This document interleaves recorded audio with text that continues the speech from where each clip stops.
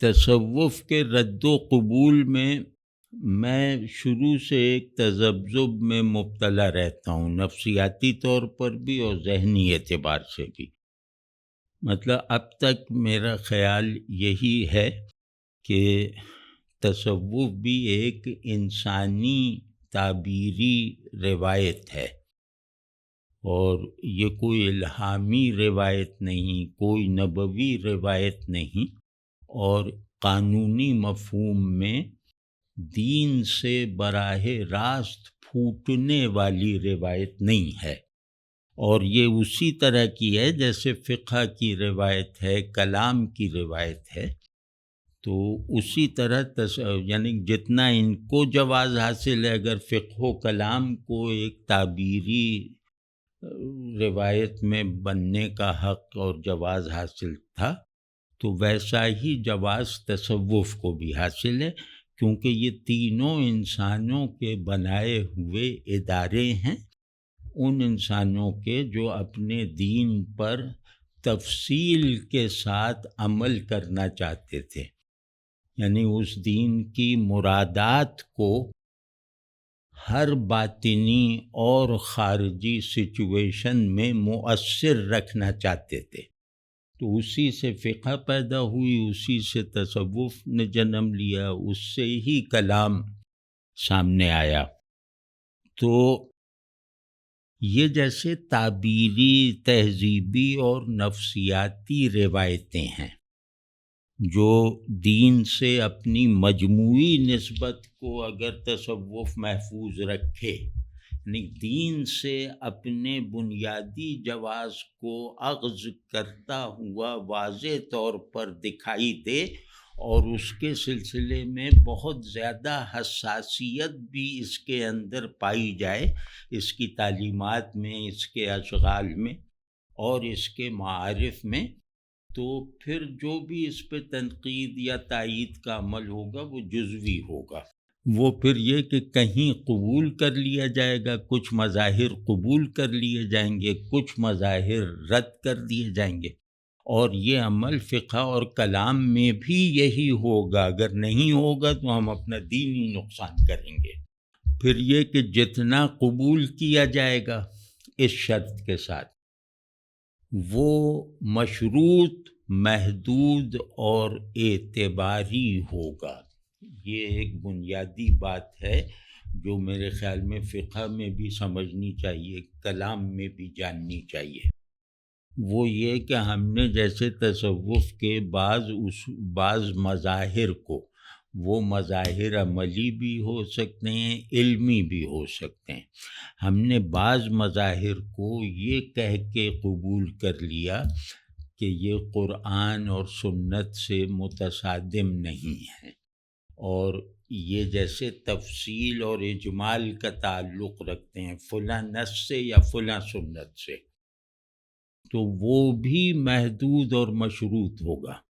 وہ یہ کہ عین ممکن ہے کہ ہم قبول کرنے کی اس وجہ میں ہم غلط ہوں، کوئی اور نص نکل آئے جس میں یہ واجب التردید ہو جائے، تو جو بھی قبول کیا جائے گا، انسانوں کا بنایا ہوا جو بھی تعبیری وہ سانچہ ہے، وہ جتنا بھی قبولیت رکھے گا، وہ قبولیت اپنی جگہ عارضی ہوگی اور مشروط ہوگی اور محدود ہوگی اور اعتباری ہوگی۔ یہ لفظ سمجھنا بہت ضروری ہے۔ اعتبار کہتے ہیں کہ میرے خیال میں صحیح ہے لیکن غلط بھی ہو سکتا ہے۔ تو یہ یعنی تصوف کا جواز ہمارے خیال میں صحیح ہے، لیکن ہم اس کے باوجود اس امکان کو حاضر مانتے ہیں اور اس امکان کی طرف متوجہ رہنا ضروری سمجھتے ہیں کہ ممکن ہے کہ ہم غلط ہوں۔ اور پھر یہی روایت اگر جتنا حصہ اس کا رد کر دیا جائے گا، تو وہ جو رد کا عمل ہے نا، وہ مطلق ہوگا، وہ تحکم کے ساتھ ہوگا، قبولیت، اعتبار اور اضافیت کے ساتھ ہوگی، لیکن رد تحکم کی بنیاد پہ ہوگا اور مطلق ہوگا اور مستقل ہوگا، چاہے وہ اپنا ایسا ہونا برقرار نہ رکھ سکے۔ لیکن ان روایتوں میں تردید کے جو وسائل ہیں وہ نصوص سے فراہم ہوتے ہیں، تو نص کی کسوٹی پر پورا نہ اترنے والا ہر خیال، ہر تعبیر جو ہے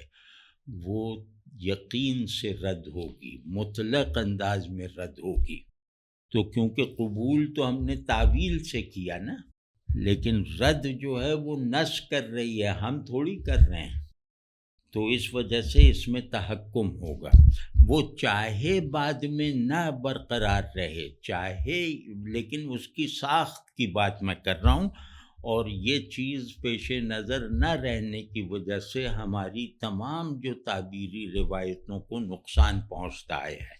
تصوف سمیت۔ اور پھر یہ کہ وہ جیسے میں نے عرض کیا کہ دونوں صورتوں میں ایک جگہ تصوف کو پورے کا پورا قبول کر لیا گیا اور دوسری جگہ اسے پورے کا پورا رد کر دیا گیا۔ دونوں صورتوں میں نتائج اچھے نہیں نکلے، یعنی کلی رد اور کلی قبول، اس کے نتائج اچھے نہیں نکلے۔ یعنی کلی قبولیت کے مضر نتائج تو بہت زیادہ ہیں، مطلب کہ تصوف کو جیسا اب اس کے تمام مظاہر سمیت قبول کر لینا، یہ تو مطلب اگر ایسا یہ رویہ جہاں جہاں بھی پایا گیا ہے وہاں نبوت کا ادارہ کمتر بن گیا، وہاں قرآن ایک جاہلانہ کھلواڑ کی جگہ بن کے رہ گئی، اور وہاں شخصیت پرستی مشرکانہ حدوں کو چھوتی ہوئی جو ہے وہ ایک روایت بن گئی، شرک صریح رکھنے والی شخصیت پرستی وہ جیسے شعار بن گئی، پیری مریدی اور یہ سب۔ تو کلی قبولیت کے تو بہت زیادہ مضر نتائج اور مظاہر ہیں، وہ غالباً ہر ایک کے علم اور مشاہدے میں ہیں۔ اسی طرح کلی رد کے بھی مضر نتائج نکلے۔ وہ مضر نتائج تنہائی، تزکیہ باطن، ذوق عبادت اور شوق ذکر اور تعلق مع اللہ کو جو ہے وہ مغز دین سمجھ کر اس کی حفاظت کرنا اور اس میں ایک ارتقائی حالت میں رہنا، یہ روایت ختم ہو گئی۔ یعنی کلی رد کرنے والے لوگوں میں یا مسالک میں یا اسکولز آف تھاٹ میں پھر تزکیہ نفس، انسان کی باطنی گہرائیوں کو بندگی کی روشنی اور حرارت سے روشن اور گرم رکھنے کا رویہ اور ذوق عبادت،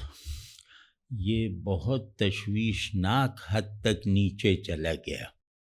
تو یہ ہوا کلی رد کرنے کا وہ، اور دوسرا کلی رد ہوتا ہے تحریکی تعبیرات سے، کہ وہ تحریکی لوگ ہیں، وہ چاہتے ہیں نظام بدلیں، یعنی خارج میں سب کچھ بدلیں، تو وہ بھی تصوف کے بہت مخالف ہیں، کیونکہ تصوف انہیں کارکن فراہم نہیں کرتا، تو وہ لگے ہوئے اپنا ذکر و فکر میں، وہ ٹھیک ہے، وہ اعتراض بھی ٹھیک ہے، تو لیکن یہ کہ ان کے بھی اب ان کے بھی یہاں بھی یہ کمی بہت واضح طور پہ نظر آنے لگی ہے، اور ایسے لوگوں کو احساس بھی ہونے لگا ہے کہ دین کا ایک بہت ہی مرکزی جو حصہ ہے، یعنی تزکیہ نفس کا مطالبہ دین کا وہ مطالبہ ہے جو اس کے تمام احکام اور معتقدات میں سرایت کیے ہوئے ہے۔ یعنی تزکیہ نفس کا مطلب ہے بندگی میں خود کو خالص کرنا، تو یہ تو پورے دین کا جیسے تاثیری کل ہے، یہ دین اپنی تاثیر میں یہ چاہتا ہے۔ تو وہ چیز جو ہے نا، بندگی کی سبجیکٹو ضرورتیں، اللہ سے تعلق کے باطنی احوال و مظاہر، اللہ کے آگے کھڑے ہونے کا ذوق جو دیگر فرائض کو کی طرف جو ہے وہ روکنے والا نہ ہو. تو یہ سب چیزیں جو ہیں یہ کمزور پڑتی چلی جا رہی ہیں اسلام کے جدید یا سیاسی یا لٹرلسٹ تعبیری ورژن میں. تو وہ بہرحال وہ مطلب وہ نقصان ہم دیکھ رہے ہیں. تو اس میں کیونکہ میں نے جیسے عرض کیا کہ میں تذبذب میں رہتا ہوں، اب یہ نہ پورا قبول کیا جاتا ہے مجھ سے، نہ پورا رد کیا جاتا ہے. تو اس میں میرے اندر تو بس یہ احساسات کی شکل میں یہ تذبذب ہے. لیکن ہمارے دوست ہیں، بھائی ہیں، بیرسٹر ظفر اللہ خان صاحب، ان کا ایک مسودہ جو ہے جس پہ مجھے فلیپ وغیرہ لکھنا ہے، وہ مسودہ میں نے جو دیکھا تو ایسا لگا کہ جیسے سرابوں سے گزرتے گزرتے اچانک ایک چشمہ سامنے آ جائے. وہ مختصر سا مسودہ ہے اور اس میں مطلب تصوف کا نام ہی بہت، اب تصوف کوئی نام واجب تھوڑی ہے، اصل چیز ہے کہ تزکیے کے آداب نبھائے جائیں تعلق مع اللہ کی ایک زندہ اساس پر. تزکیہ اللہ کی حضوری کے بغیر ممکن ہی نہیں ہے. وہ جبر ہے اور جبر نفس جبر کو زیادہ دیر گوارا نہیں کرتا. تو یہ جو مسودہ میرے پاس ہے یہ غالباً 2-3 مہینے میں چھپ بھی جائے گا. تو یہ ایک طرح کا تزکیے کی روایت میں تجدیدی کارنامہ ہے، احیائی کارنامہ ہے. مطلب اس میں مجھے بہت خوشی اور بہت اطمینان محسوس ہوا کہ یہ جیسے تزکیے کا نبوی اور قرآنی منہج تیار کیا جا رہا ہے جدید اور جدید ترین کانٹیکسٹ میں. یعنی تزکیے کے لیے بہت زیادہ ضروری ہے کہ آپ انسان کو سمجھیں، اور انسان کو سمجھنے کا مطلب آئیڈیا آف مین کو سمجھنا صرف نہیں ہے. اس آئیڈیا آف مین کو اپنی مینیفیسٹیشن، تاریخی اور نفسیاتی مینیفیسٹیشنز کے لیے جو نئی صورتحال سے گزرنا پڑتا ہے اس کا شعور بھی بہت ضروری ہے. یعنی اصول کو نئے مظاہر میں ڈھالتے رہنا، ورنہ یہ کہ وہ بالکل حافظے میں رہ جائے گا، بالکل جبر بن کے رہ جائے گا، بالکل بے معنی اور انسگنیفیکنٹ اور ان ایفیکٹو ہو کے رہ جائے گا، بلکہ ارریلیونٹ ہو گیا. اب آئیڈیا جتنا بھی بڑا ہو، چاہے اس کی فلاسفیکل ورتھ بھی بہت بڑی ہو، لیکن وہ اگر کسی خاص دور کے انسان سے ایک وجودی نسبت نہیں رکھتا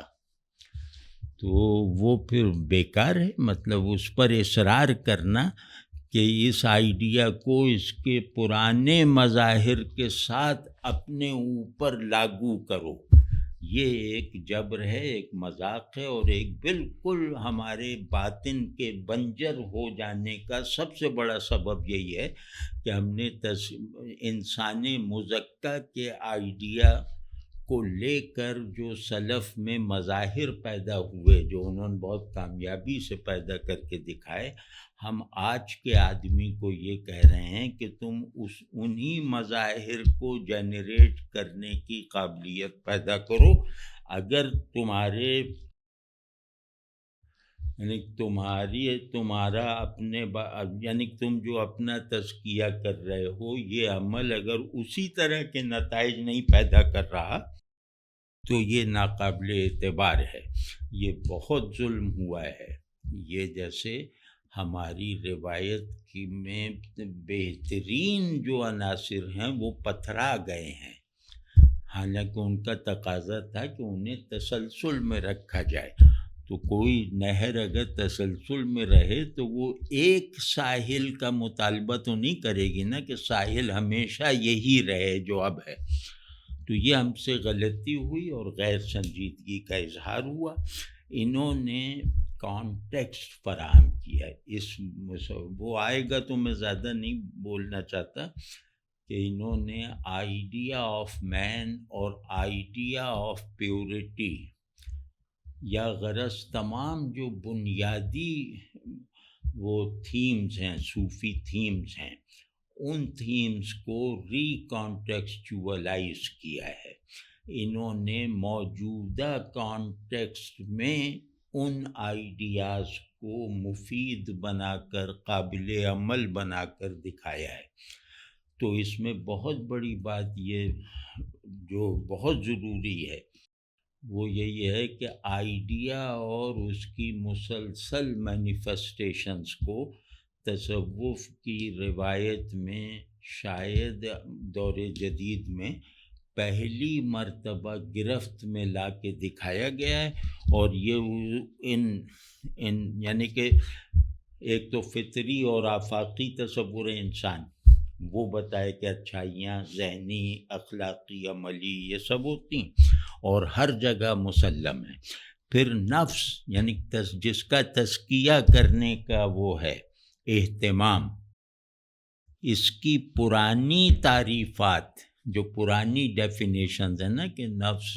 کو جیسے نفس، روح اور اس طرح کی اصطلاحوں میں انہیں اور تزکیے کے پرانے طریقوں اور اس کے سے پیدا ہونے والے نتائج کو انہوں نے بالکل ہی جیسے اس سے لا تعلقی اختیار کر کے ایک بہت فریش سیاق و سباق کے ساتھ قدیم پرنسپل کو گویا وہ نمو کرتے ہوئے دکھایا ہے، ریلیٹ کر کے دکھایا ہے، ایفیکٹو بنا کے دکھایا ہے. اور جدید ذہن کے لیے اس پورے عمل کو جیسے مانوس بنا کر، ضروری بنا کر دکھایا ہے. تو اس کتاب میں یہ ہوگا جدید ذہن اور جدید طبیعت رکھنے والے لوگ بھی اس میں اس کو اپنی ضرورت سمجھ کر قبول کر سکتے ہیں. مطلب وہ اس میں کوئی دباؤ کے بغیر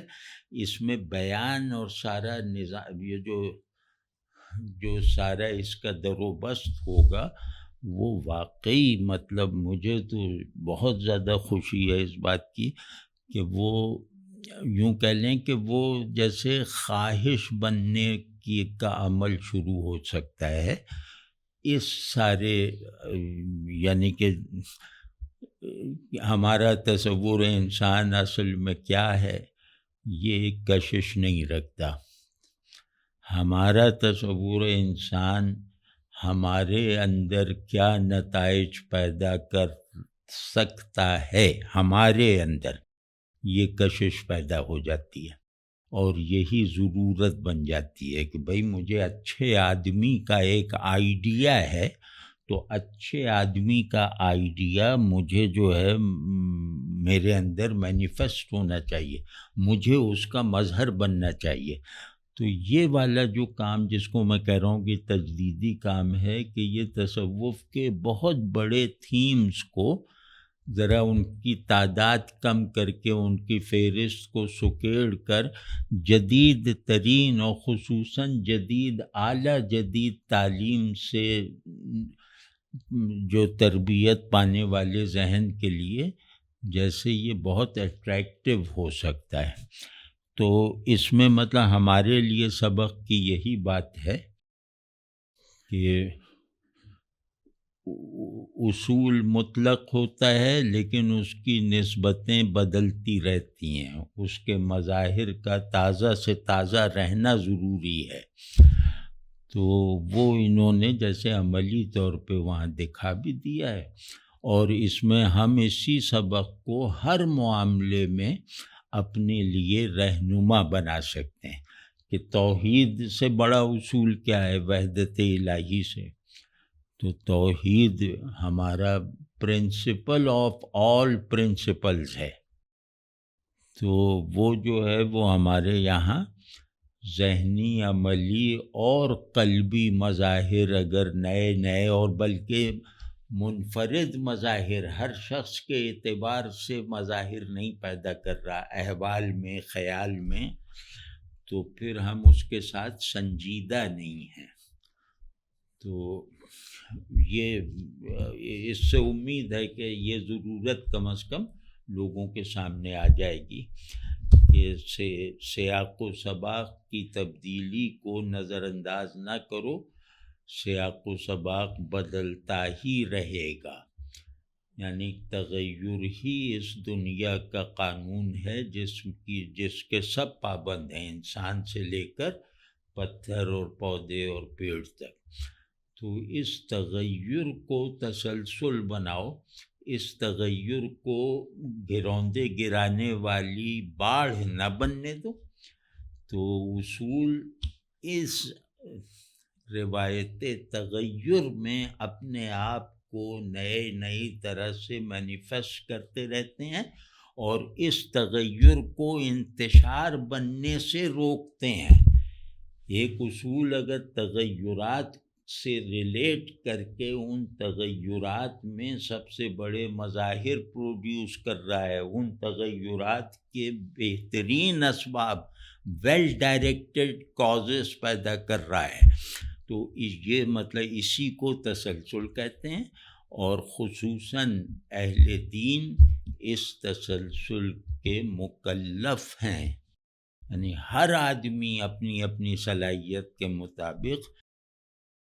توحید کو، رسالت کو، عقائد کو، نماز، روزے، سب کو تازہ رکھنے